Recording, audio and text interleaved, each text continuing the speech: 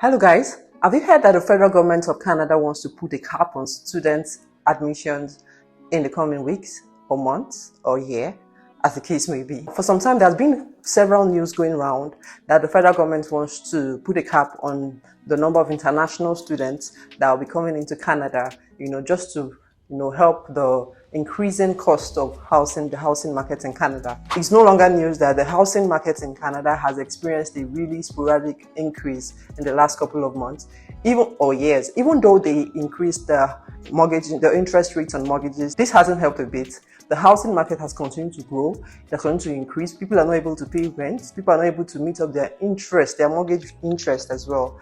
Now, they are saying that they want to put a cap on the number of international students that will be coming into Canada going forward. They are saying that this will help to reduce the cost of the rising housing market and all of that. Now, I would say that this is being blown out of proportion, okay? Because they are not saying they want to close the way for international students to come into Canada. What they are saying is that they're going to put a cap. There's going to be a quota on the number of international students that might be allowed yearly. Now, but one thing I want you guys to know is that this is not as simple as it sounds, because before a law can come to order, there's a process it goes through.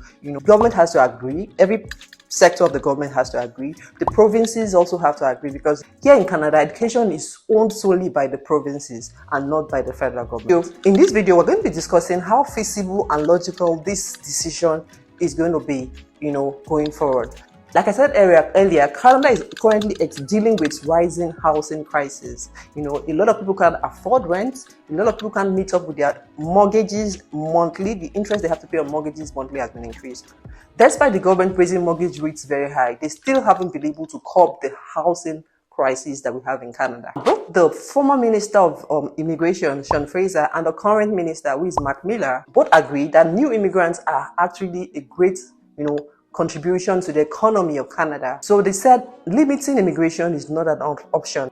Rather, they need new immigrants to come into Canada and be able to build houses or build homes for Canadians. However, they also said that they will be putting a cap on international students, a number of students who get admissions yearly, so that they can be able to at least reduce the impact of the housing crisis in the Canadian economy. Now, this is not a decision that has been taken by the government. Like I said, there has to be processes involved. Things have to go through. They have to go through a variety of processes for this to be actualized. So this is just talks, right? But then, would this be actualized? Would this be done? That is the question everyone is asking. One thing I want you guys to know is that if you intend to come into Canada through school, you're already hearing rumors from the grapevines, right? This is your time to take action. Guys, if you want to come through school, if you've had it's in mind to come through school and you have been dilly-dallying, you have been postponing, this is the time to take action. Because when rumors start coming like this is how the UK started, and then the next thing, they put a stop on certain things. Get into Canada quick. If this is your means of coming to Canada, you want to make sure that you have your transcripts, you want to make sure that you're looking for the admissions, you want to make sure that you're putting in your applications. Guys, this is the time to apply pressure. Apply pressure so that you don't get caught up. On August 21st, 2023, the current housing minister, Sean Fraser, announced that this is one of the measures they intend to take to curb, this housing crisis, okay? He's not saying that this is all of it. This is just one of them. However, there is nothing concrete yet that has been done. Now, the next day, which was August 22nd, the housing minister, Sean Fraser, also granted another interview the next day. And he was saying in that interview that the private colleges in Canada are one of the highest contributors of this issue. They are saying that they have abused the programs. They are not creating housing, okay, for international students who are coming to their colleges around the campuses. And this has made these students go out of their way to get housing. And this has increased the, the housing crisis in Canada. He also went on to say that he's also partnering with the current Minister of Immigration, Mark Miller, to partner or have talks with these private colleges to see how they can curb the situation going forward. Everyone knows that international students contribute largely to the gross domestic product of Canada. They contribute about $10 billion more yearly to the gross domestic product of this country.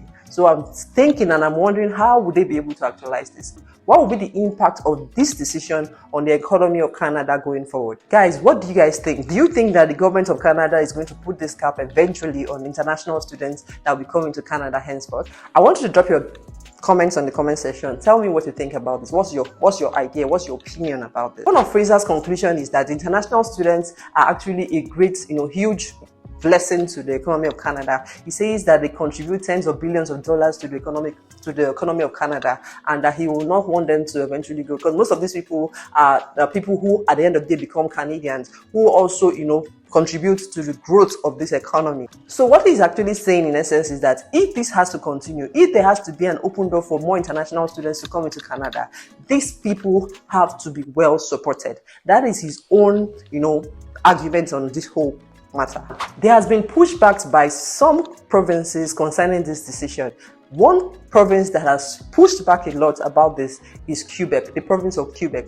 They have said that they are not in agreement to the cap that has been suggested by the housing minister, Sean Fraser.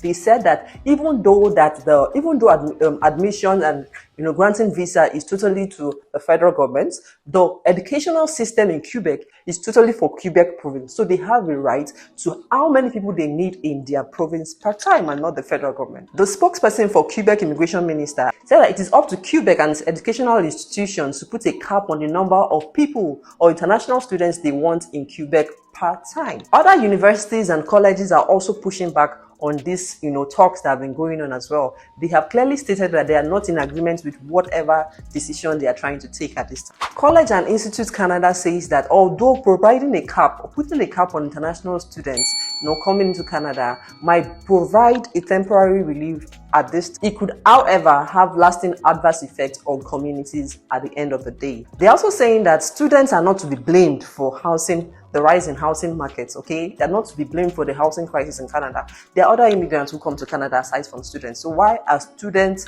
the center of attraction in this case? So my take on this is that it will be difficult for the federal government to, impose this cap on international students, because there are already a lot of pushbacks from several provinces, from several institutions, colleges, and all the rest at this time. So it's going to take a lot for them to be able to, get on with this decision. Even Sean Fraser himself agreed that there are constitutional constraints concerning this decision. He has to work with several levels of governments to be able to come to conclusion on this decision. So this is not something that is going to happen immediately. This is not something that is going to happen by one sector. A lot of provinces, in fact, right now, provinces in Canada, education is actually majorly owned or majorly, is decentralized. Okay, the provinces in Canada are the ones in charge of their education. So you see that this is going to be a blockage to this decision. I don't know how this is going to end at the end of the day, but guys, what do you guys think? What do you guys think about what is happening right now? What's your